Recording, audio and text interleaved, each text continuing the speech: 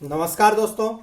हमारा MP ADPO के GS portion का जो पार्ट चल रहा था उसमें हमारे यूनिट 1 मध्य प्रदेश का इतिहास, संस्कृति और साहित्य, यूनिट 2 मध्य प्रदेश का भूगोल तथा यूनिट 3 मध्य प्रदेश की राजनीति एवं अर्थव्यवस्था, इन तीनों यूनिटों को हम कंप्लीट कर चुके हैं।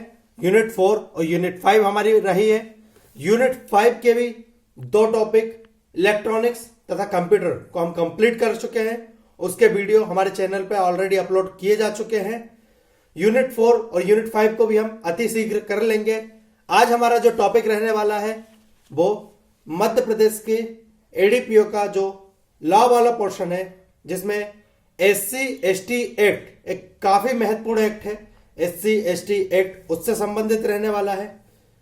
इस एक्ट को सिर्फ एग्जाम पॉइंट ऑफ व्यू से नहीं, अगर आप लिटिगेशन में जाना चाहते हैं तो उस पॉइंट ऑफ व्यू से भी तथा जनरल अवेयरनेस के हिसाब से भी आपको पढ़ना चाहिए। तो आज हम अपना शुरू करते हैं एससी एसटी एक्ट। मेरे द्वारा कोशिश करी गई है हर उस क्वेश्चन को कवर करने की जो हमारे एग्जाम पॉइंट ऑफ व्यू से महत्वपूर्ण है। तो हम शुरू करते हैं एससी एसटी एक्ट। पहला जो क्वेश्चन आ सकता है, sir SC ST act year कौन सा है? तो याद रखिएगा एससी एसटी एक्ट 1989। याद रखिएगा कौन सा ईयर है? 1989। दूसरा जो क्वेश्चन हमारा बन सकता है कि सर इन 1989 का कौन सा अधिनियम था? याद रखिएगा 1989 का कौन सा अधिनियम था? तो 1989 का 33rd अधिनियम था। याद रखिएगा, बहुत महत्वपूर्ण है। 1989 का 33rd ये अधिनियम था। सर ये लागू कब से हुआ है? तो याद रखिएगा लागू हुआ है ये 30 जनवरी 1990 को। याद रखिएगा लागू कब हुआ है? 30 जनवरी 1990 को। सर राष्ट्रपति से इसको अनुमति कब प्राप्त हुई थी? तो राष्ट्रपति से इसको अनुमति प्राप्त हुई थी 11 सितंबर 1989 को। याद रखिएगा राष्ट्रपति से अनुमति इसको कब प्राप्त हुई थी? 11 सितंबर 1989 को। तथा लागू हुआ था 30 जनवरी 1990 को। उस समय राष्ट्रपति कौन थे जब एससी एसटी एक्ट को अनुमति प्राप्त हुई थी? तो याद रखिएगा उस समय भारत में आर वेंकट रमन राष्ट्रपति थे। उस समय भारत के राष्ट्रपति आर वेंकट रमन थे। सर टोटल कितने अध्याय और कितनी धाराएं? तो इसमें टोटल 5 अध्याय हैं तथा 23 धाराएं हैं। 23 धाराएं सेक्शंस हैं तथा 5 इसमें अध्याय हैं। तो हम देखते हैं, शुरुआत हमारी करते हैं धारा 1। धारा 1 किससे संबंधित है? तो हमारी जो एससी एसटी एक्ट की धारा 1 है वो इसके नाम से संबंधित है। हमें पता है हर एक्ट की धारा 1 उसके पूरे नाम से ही संबंधित रहती है। ठीक है। धारा 2 जो हमें देखना है, सबसे महत्वपूर्ण है धारा 2। धारा 2 के अंतर्गत परिभाषाएं हैं और उन परिभाषाओं के अंतर्गत सेक्शन से सीधा क्वेश्चन पूछा जाता है। मैं आपको एमपीपीएससी का एक पैटर्न बता सकता हूं। आपको एमपीपीएससी में डायरेक्ट सेक्शन से क्वेश्चन पूछे जाएंगे। याद रखिएगा डायरेक्ट सेक्शन से क्वेश्चन पूछे जाएंगे। तो धारा 2A में किस की परिभाषा है? याद रखिएगा धारा 2A में अत्याचार की परिभाषा है। धारा 2A में अत्याचार की परिभाषा है, एट्रोसिटी की परिभाषा है धारा 2A में।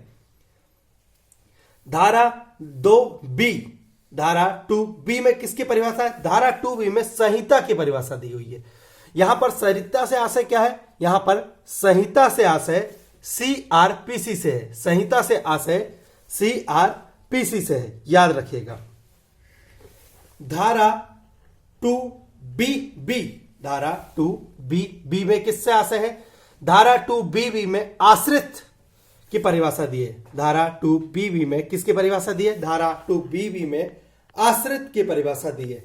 आश्रित की परिभाषा में मां, पिता, भाई, बहन तथा पत्नी का उल्लेख किया गया है। आश्रित की परिभाषा में मां, पिता, भाई, बहन तथा पत्नी का उल्लेख किया गया है। धारा BC, धारा BC 2BC किससे संबंधित है? याद रखिएगा धारा 2BC आर्थिक बहिष्कार से संबंधित है। आर्थिक बहिष्कार से संबंधित है। कौन सी धारा? धारा 2BC। कौन सा बहिष्कार? अगर आपका कारोबार से आपका बहिष्कार कराया जाता है, सेवा से बहिष्कार कराया जाता है, भाड़े कार्य से बहिष्कार किया जाता है या अफसर से बहिष्कार किया जाता है तो उसको आर्थिक बहिष्कार के अंतर्गत रखा जाएगा। धारा 2BD, धारा 2BD किससे संबंधित है? धारा 2BD अन्य विशेष न्यायालय से संबंधित है। याद रखिएगा, अन्य विशेष न्यायालय से संबंधित है। 2015 में संशोधन द्वारा इसको जोड़ा गया है। याद रखिएगा, धारा 2BD को 2015 में संशोधन के द्वारा इसे जोड़ा गया है। अन्य विशेष न्यायालय से यह संबंधित है।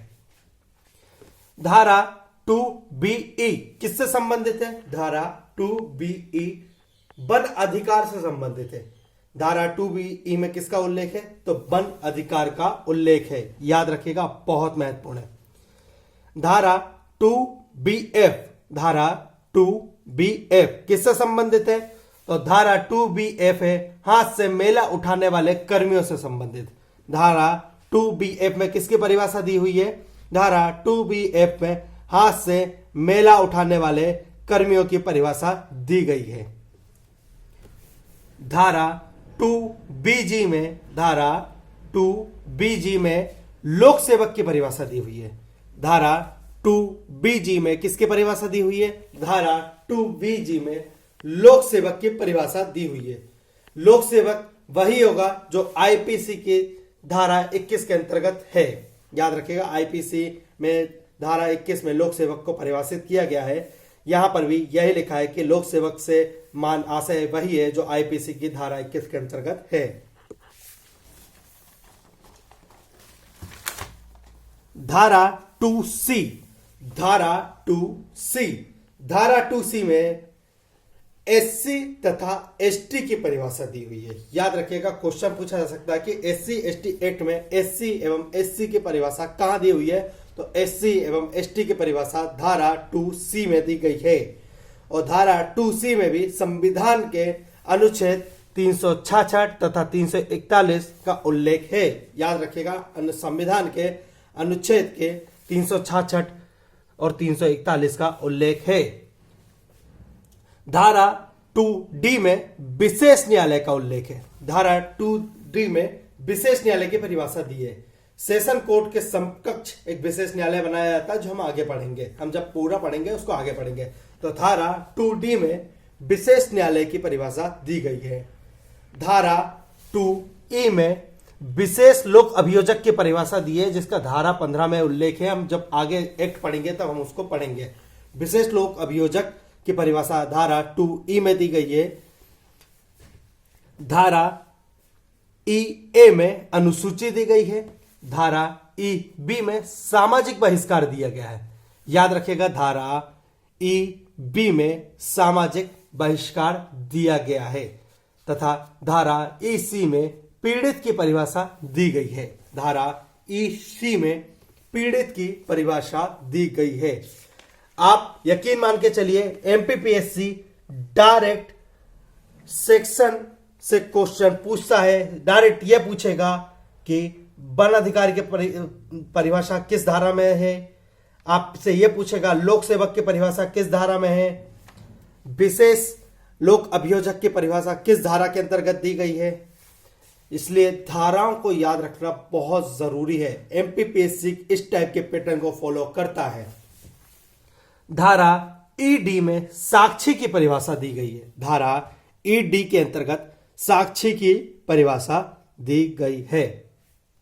धारा F में लिखा है कि शब्द का वही मतलब होगा जो आईपीसी, सीआरपीसी तथा एविडेंस में। अगर कोई शब्द आता है तो उसका वही मतलब समझा जाएगा जो आईपीसी, सीआरपीसी तथा एविडेंस में है। अब हम देखते हैं अध्याय 2। अध्याय 2 किससे संबंधित है? तो अध्याय 2 है हमारा अत्याचार के अपराध से संबंधित। अध्याय 2 है हमारा अत्याचार के अपराध से संबंधित। तो अध्याय 2 में हमें शुरुआत करनी है। सबसे पहले हमारे अध्याय 2 में धारा है, वो है धारा 3। धारा 3 में क्या है? अत्याचार के अपराधों के लिए दंड। विभिन्न प्रकार के अत्याचारों के लिए दंड। याद रखिएगा, अत्याचार का जो अपराध होता है उनके लिए क्या दंड हो सकता है। तो एक पूरी लिस्ट दी गई है। याद रखिएगा, धारा 3 में पूरी एक लिस्ट दी गई है कि किस किस टाइप के अत्याचार होते हैं और किस किस प्रकार के उनके अपराध होते हैं। तो जो अत्याचार है, जैसे आघात या घृणाजनक कुछ खाने को दिया जाए, SC ST के परिसर में मल मूत्र, शराब या कूड़े का फेंका जाए, SC/ST परिसर में जूते उनको या फिर उनको व्यक्तिगत रूप से जूते की माला पहनाया जाए, नग्न अर्धनग्न रूप से घुमाया जाए, कपड़े उतारना, मुंडन करना, मूछ उतरवाना या कालिक पोतना उनके चेहरे में, ये सारे अत्याचार में दिए गए हैं।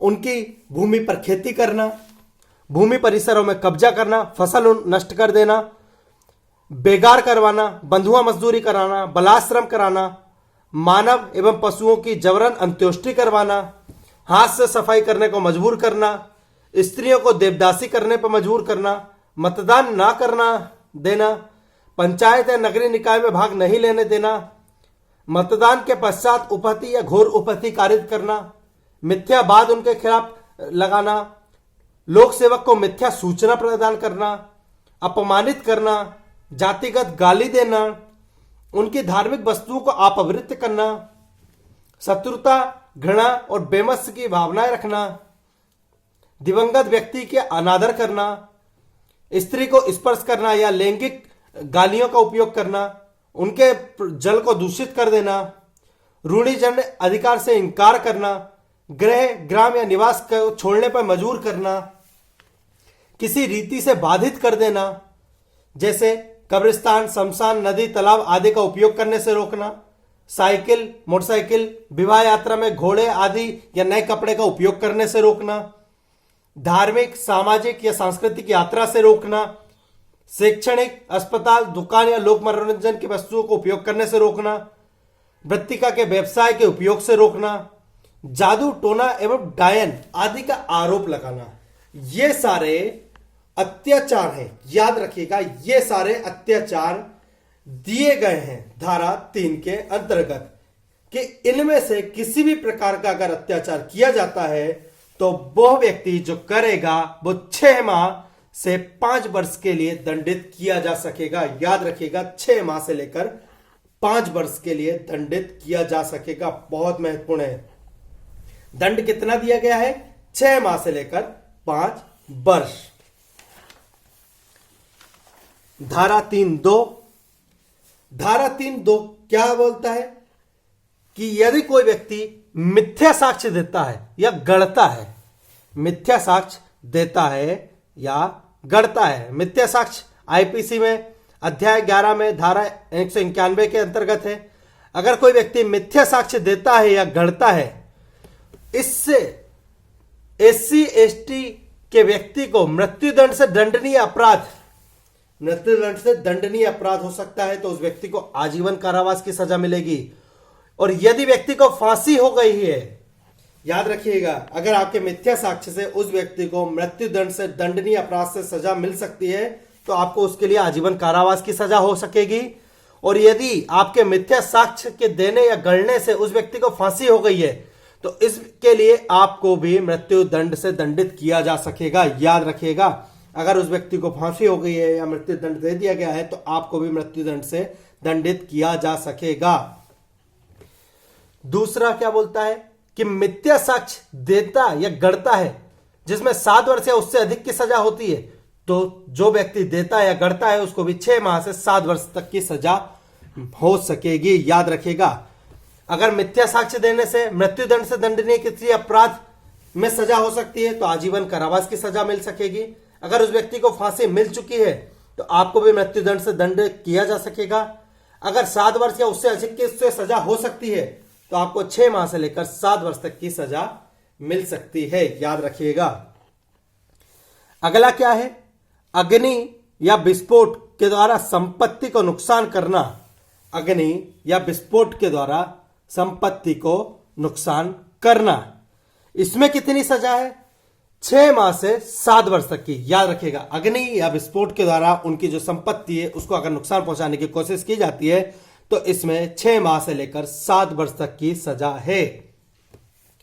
अगला है अग्नि या विस्फोट के द्वारा उनके मानव आवास, जहां पर वो निवास करते हैं, या पूजा स्थल को नुकसान पहुंचाना। याद रखिएगा, अग्नि या विस्फोट के द्वारा उनका जो आवास है या पूजा स्थल है उसको नुकसान पहुंचाया जाता है, तो आजीवन कारावास तक की सजा हो सकती है। याद रखिएगा, आजीवन कारावास तक की सजा हो सकती है अगर अग्नि या विस्फोट के द्वारा उनके आवास को या पूजा स्थल को नुकसान पहुंचाया जाता है। याद रखिएगा, इनमें अंतर है।